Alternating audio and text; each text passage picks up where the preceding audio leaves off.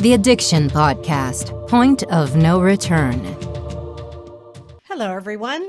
My name is Joni Siegel, and this is the Addiction Podcast, Point of No Return. You are welcome. Today's episode is episode number 266, and I'm going to confess to you right now that I think I lost track of numbers, and I probably skipped one or have two with the same number. But today's episode is episode number 266. We are in our 6th year of weekly podcasting. We're going to keep podcasting until this addiction pandemic is under control. Don't know when that'll be. Anyway, I want to thank you for listening, and I want to encourage you to please subscribe wherever you listen to podcasts and give us a 5-star rating so that Google will bring us up when people want to know what podcasts are available about addiction. And also check out our YouTube channel and subscribe to our YouTube channel. Give us a thumbs up. And also, if you ring the bell, then you will find out when we do new episodes. Just a reminder that my husband, Steve Siegel, is the producer for this podcast. And if you have a story to tell, you should reach out. The email is theaddictionpodcast@yahoo.com.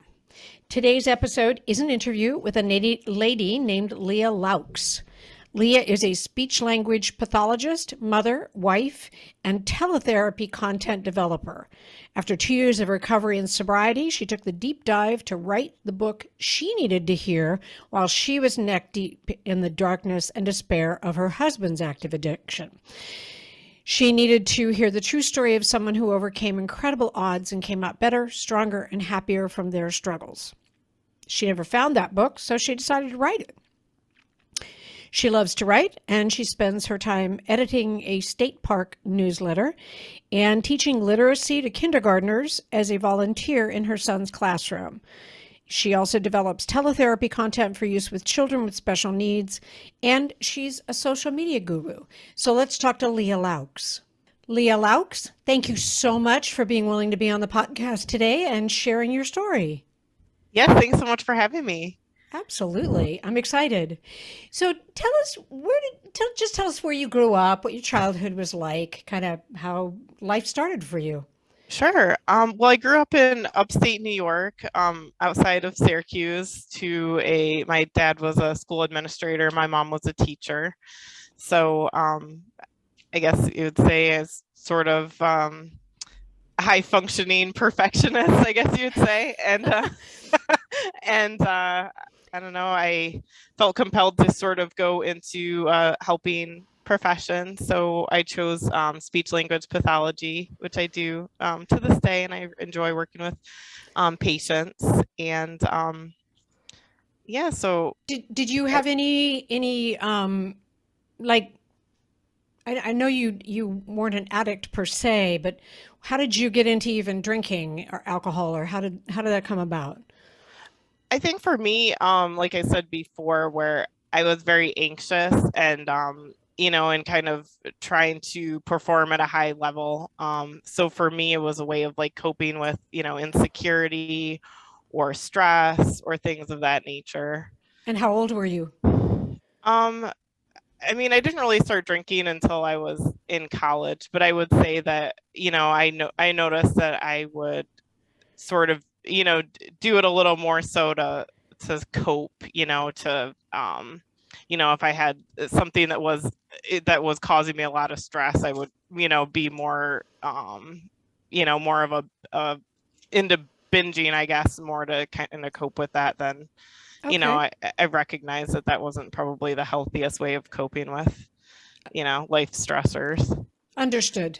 But I think sometimes if you don't have other tools, Oh, for sure. what are you Yeah. going to do, So when did you meet your husband, and how did that all come about? I actually met my husband online, and it was which now today is pretty common, but when we met like 10 years ago, it was a little, I don't know, taboo or whatever. But yeah, we met on eHarmony, and we had a lot of I would say like, core values in common. Like we're very family oriented, and we both were in, helping careers. My husband was a doctor. I was in, speech pathology. So sort of, in between teaching and the medical field. And, we just had a lot of shared interests, like, kind of being outdoors and kind of, being active and that sort of thing. shared love of animals and that sort of thing, helping others. So Okay. And then you have just the one boy? yeah, we have a 5-year-old who he was 3 in the book while my husband was um you know active, and my husband had been active most of our from the beginning. I guess I always knew he was a heavy drinker, but I guess the severity of it he did hide from me until I found out later. Okay. So he was kind of a heavy drinker when you got together, basically. Yeah. Okay. And you weren't so much heavy drinker, but No, moderate just or yeah, I would say just more like kind of a social drinker. I knew I had anxiety, so if I would be upset or something, I maybe drink a little bit more, but I wouldn't say that I was, fit the classification of an alcoholic or addict or anything like that. But okay. I know that there were better ways to cope than how I was. Understood. Did your husband do drugs as well or just alcohol? No, he was just an alcoholic. Okay. And what made you realize that there was a problem there?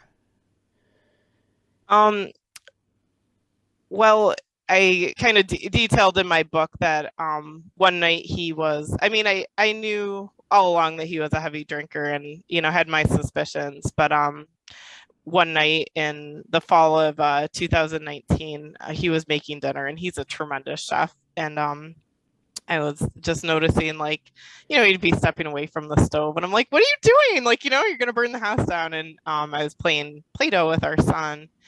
And he just didn't seem well, and I was like, why don't you go upstairs and lie down, and I'll take it from here, and that sort of thing. And finished up dinner, and I like looked down, and I'm like, what's up with this dinner? He puts like dry breadcrumbs on the chicken. Like, this isn't how he makes chicken parmesan. Like, this is, what's up with this? And so I went upstairs to check on him, to give our son a bath, and there's like, pervasive amounts of blood everywhere. It's like hemorrhage levels of blood, Oh my like God. seeping everywhere, like floor, his clothes, like our mattress is stained to this day. And I'm like, what? Like, to lack a better word, like, what the hell? Like, Yep.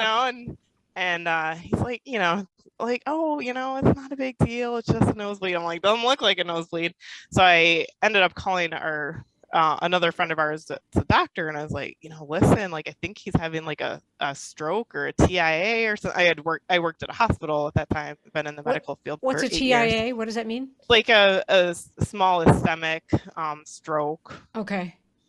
So so I'm like panicking, and my friend was like, it doesn't really sound like a stroke, but I was terrified. Like, when you see like hemorrhage level blood, Yeah. and then so I'm like, so I just throw a pair of clean socks at him, and I was like, listen, like, I'm either calling an ambulance or I'm gonna take you to the ER, because like we need to get this straight. So I called our friend to come over and get our son ready for bed, and I took him to the hospital. But on the way to the car, and my husband's a big guy, he's over 6 feet, 200 pounds, and he's like, it's like he's walking like he's like has paresis or paralysis, like he's not walking right, he's not talking right, his speech is slurred, he's got like word finding problems. I'm like really getting panicky at this point. Like, I'm like, like, this is looking bad. And at that time, my husband was 40 at that time. It was almost 3 years ago now. And so we get to the ER, which ironically I worked at the hospital we went to, and signed him in, and the nurse was like, well, how much has he had to drink? And I'm like, well, he told me 2 glasses of wine. And and she just fires this, at the moment, it's like this whole sea of questions and that sort of thing. And I'm like, just told them, and he went for his CT scan and his EKG. They were just seeing if he had a brain bleed or whatnot. And the ER doctor comes back into the room and just tells me, like, whispers a number to me, like 0.9, or I don't even remember what the number was, but it didn't like register to me. I'm like, why? Like, and the ER doctor said, you've got the highest blood alcohol level I've ever seen. Oh my gosh. And it was Wow. just like completely gutting, because to anyone else that hadn't been like a long-term heavy drinker, he would have overdosed. I Right. mean, the level was just out of this world, and just like the shock of it, because here I was Yeah. thinking he was having a stroke, or, I was like beating myself up, like, did I waste time? Like, is he ever going to be all right? And like the nurses were like, listening to his speech and his jargon and everything like that. And they're like, is he always like this? I'm like, no, he's very smart. He's a doctor. Well, it came to find out that was alcohol-based delirium. And that's why he was acting like that. Okay. And he was diagnosed with beginning liver failure. So at that time, it was his point of no return. Seriously. Where was he bleeding from? Was it coming from his nose? It was coming from his nose, but I didn't know at that time because I wasn't really knowledgeable about certain late stages of alcoholism at that time. But in the disease process, that was the beginning of multi-system failure. I see. Okay. His body was in shock from the high level of alcohol poisoning. Right. So, okay. So what happened next in terms of him? And well, I talked to the ER doctor because I was, at that point, if he had drank to that level again, he would not be alive to this day. That was life or death at this point. He's 40 and diagnosed with beginning liver failure. And it's a miracle that he didn't overdose that night.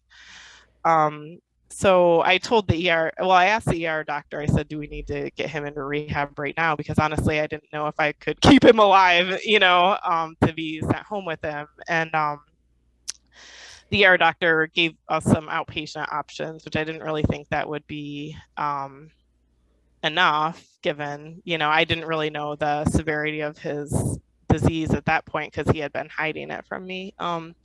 So basically we went home that night, and my husband went to work the next day, and while he was gone, a close friend of ours came, and we basically canvassed the whole house. There was liquor hidden throughout our house. The night he almost overdosed, there were 16 mini vodka bottles hidden under his work desk. There were alcohol in the toolbox in the garage. The whole place was just swimming in booze that I didn't know about. And then I opened, which I never would have done. I wasn't like, the crazy, like, checking up on you type of wife. And I thought we had, a good marriage. And I opened up his credit card statement. It was over $10,000 in daily trips to the liquor store that I didn't know about. He was spending over $700 a month. Wow. And I hadn't used a credit card in like 7 years. So it was a financial betrayal on top of everything else. I got it. So my friends and I cleared out the house. And at that point, I knew that our life had to change. I mean, even I just knew that to support him, I would have to make a change. That was my point of no return. We can't. You can't have alcohol around someone like that. No. So I gave away my wine fridge. I had a whole, dumpster full of wine glasses. I just smashed into them. I gave away everything that remotely had anything to do with that. And then I basically, took away all his credit cards because I was worried if he drank again, then he would he would not be alive, pretty much at this point. Right. And so But you said he went to work. How could, he had been functioning that way for, okay, most of our marriage. So I guess he had a way of, like I said, it's, until I knew a little bit more about the disease, I think he was so high functioning that, he had hidden it from me and our family and most of his colleagues. He had functioned so well. And I think a lot of people do. And, I think a lot of people just think, addicts or alcoholics or whatever, the people that are homeless living under a bridge. And that's not the case. There are people that it can affect anyone. And that's kind of why I like to share my story, because I want to erase that, help erase and bring awareness, and it shouldn't be taboo or stigma. I want to just talk about, I think we should talk about things and not, have, that it is a disease, and, and I just want to bring, awareness to it and hope. And, so, yeah, he went to work, and I had his mother and I kind of staged an intervention when he came home. I was going to say, because I'm wondering if he had a point of no return. I understand that you did, but did he realize that he had to either stop or he was probably going to die? Yeah, when we were at the ER, the ER doctor, and again, my husband's a doctor also, Mm-hmm. and that's, and that's probably why he hit it so well for me, because, when you think about, high functioning people, it's kind of like I kind of took his word for a lot of things because I wasn't, you know, as medically trained as he was and that sort of thing. But the ER doctor showed him his lab values, like doctor to doctor. This is what your liver function looks like. You are listening to the Addiction Podcast, Point of No Return. For more information on the podcast, or to reach out if you have a story you would like to share with us, go to our Facebook page by the same name, or you can email us at theaddictionpodcast@yahoo.com, or go to our website, theaddictionpodcast.com, or call us at 727-314-7080. And please remember to subscribe to our podcast wherever you listen to podcasts and give us a 5-star review. Sometimes the hardest thing about getting someone into recovery is getting them to agree to treatment. Bobby Newman, a certified drug counselor with 30 years experience and an over 85% success rate as an interventionist, has created a series of 12 videos that you can use right now to learn every step to get your loved one to agree to treatment. Call 1-833-918-0008 today and say the word podcast to get a 10% discount. Or go to newmaninterventions.com and type in the word podcast for a 10% discount. This service comes with a free 1-hour consultation with Bobby. So between that and the when he came home from work, he noticed there was a suitcase by the steps. I met his gaze and he saw that the wine fridge was gone, but he made no comment about that. But he did see the suitcase by the stairs, and he's like, became very concerned about the suitcase. And the suitcase was actually for my son because I arranged for him to stay at his daycare providers overnight because I didn't want our son to overhear us, talking and becoming, because I did try to shield him as much as I could. He was only 3 at that time. He's 5 now. But it's probably okay that your husband thought it was for him. Yeah. Oh, yeah. Oh, and I told him. I mean, and I feel like to, say I'm well-spoken and empathetic, but I did tell him, I said, in the most loving yet very clear boundary, that unless you get your shit straight, I will divorce you. I will get custody of our son, and I will take you for everything you are worth, because I love you, and I can't stand by and idly watch you kill yourself. Right. Understood. And I assume he believed you. Yeah, and he when we talked to him about it, and again, he knew from the ER visit, I think that was his point of no return, that if you keep doing this, you will die at 40. You won't watch your son grow up. He's only 3. Wow. And he actually ended up calling his uncle, who's been 20 years sober now, and voluntarily called him to seek his advice to find a rehab facility. And he was the one that found a place to go and arranged that he went to a special program for healthcare professionals.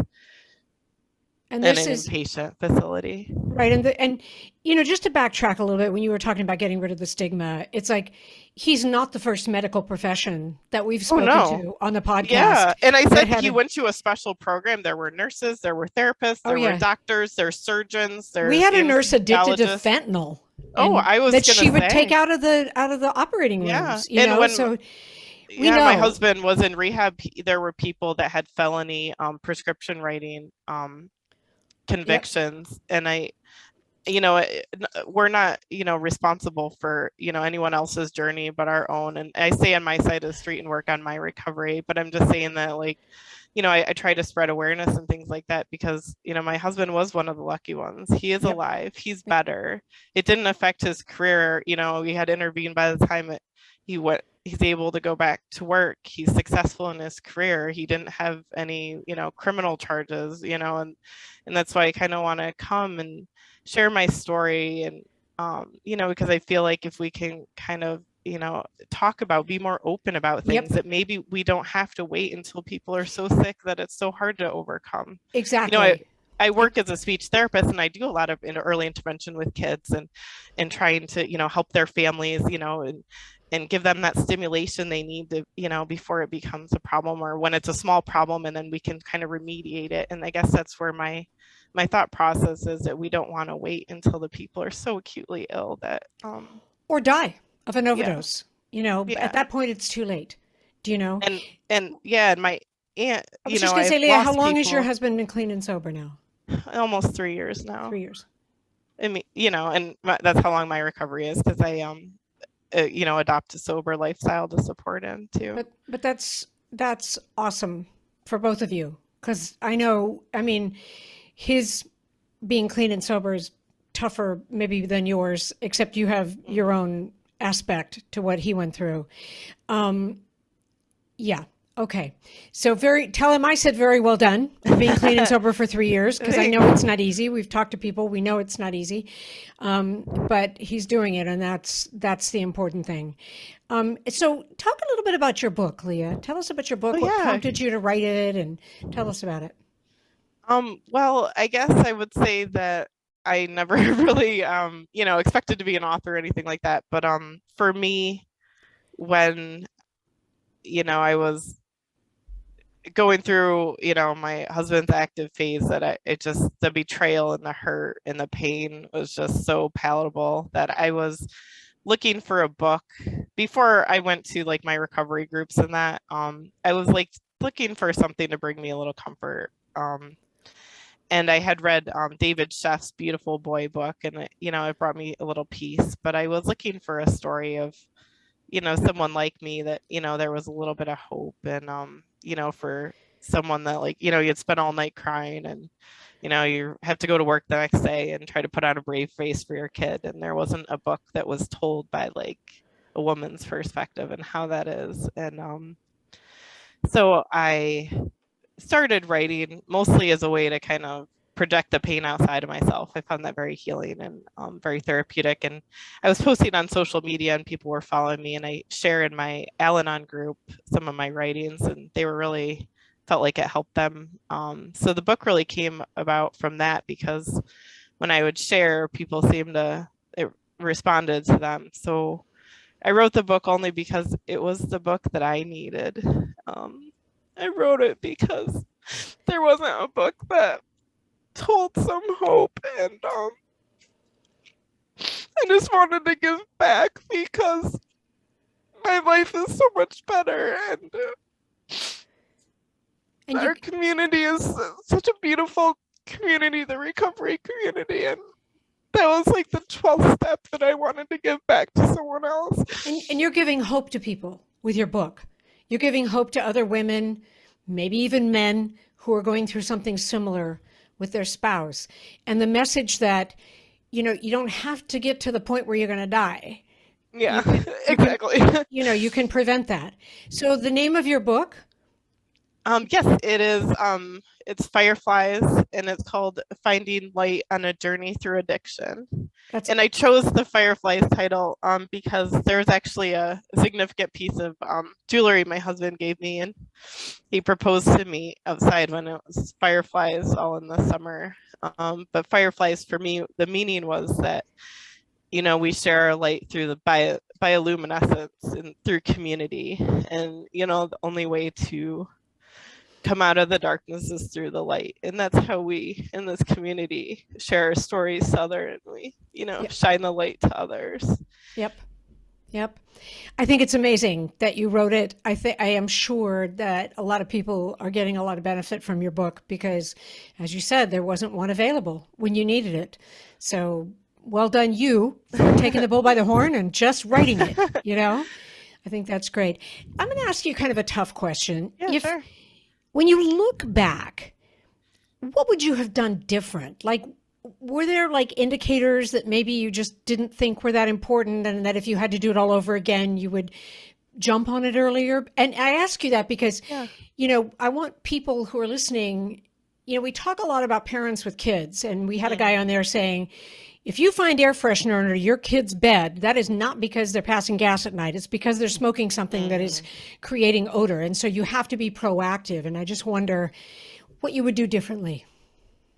Yeah, I was going to say the thing that I have a lot of, I guess, remaining guilt about was my daycare lady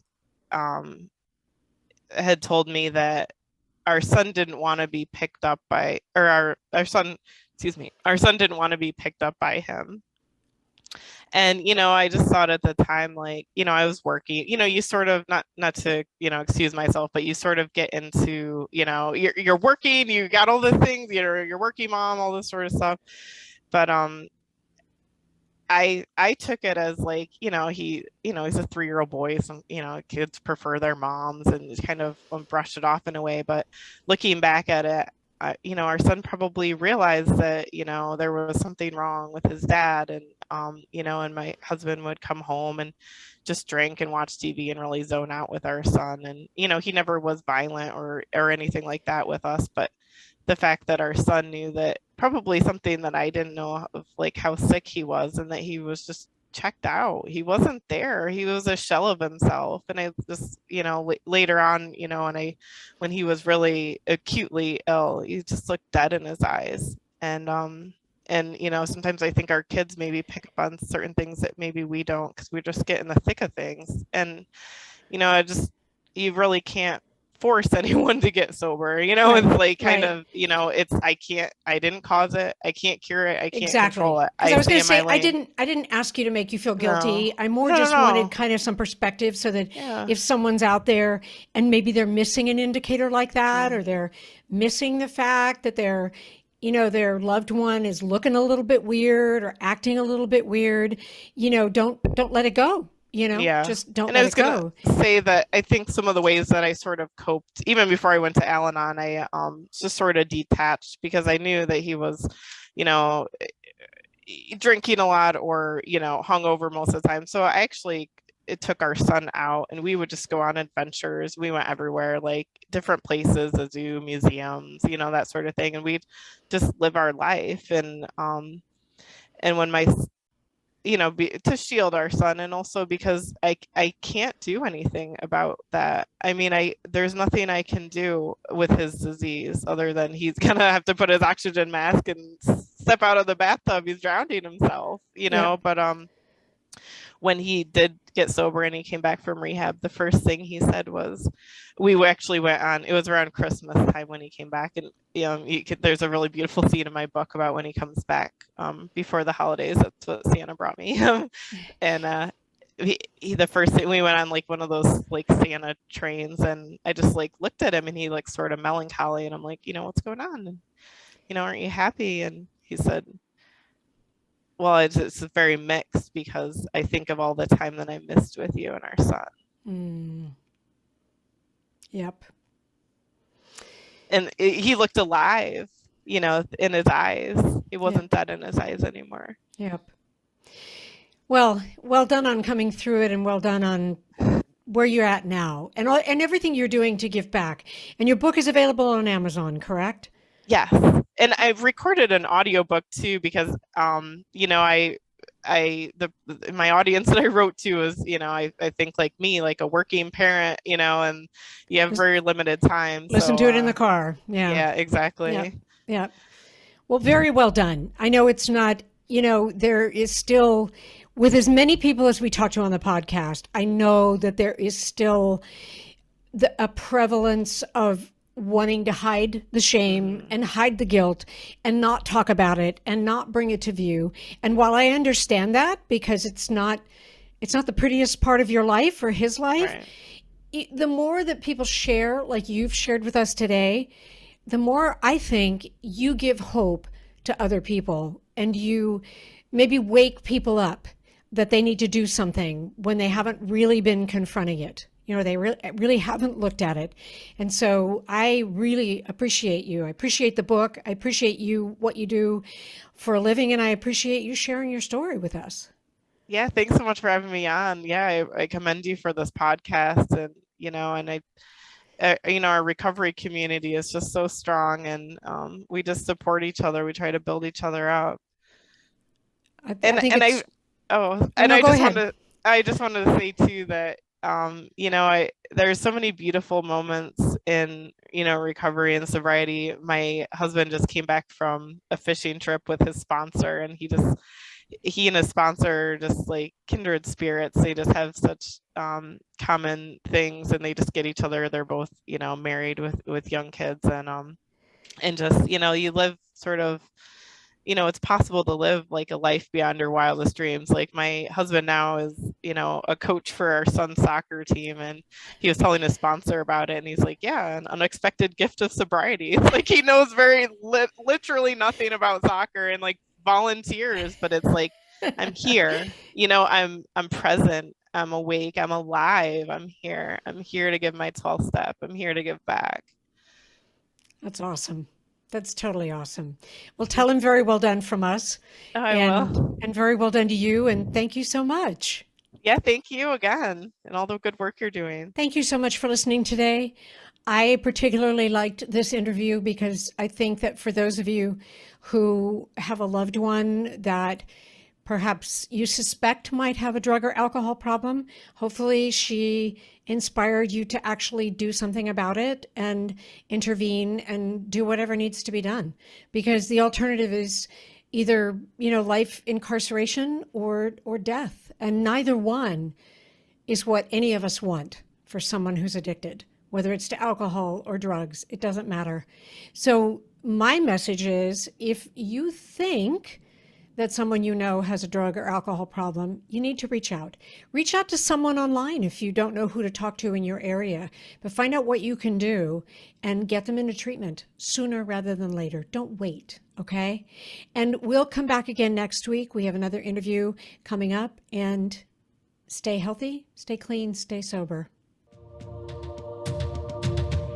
You have been listening to the Addiction Podcast, Point of No Return. For more information, reach out to us on Facebook or go to www.theaddictionpodcast.com.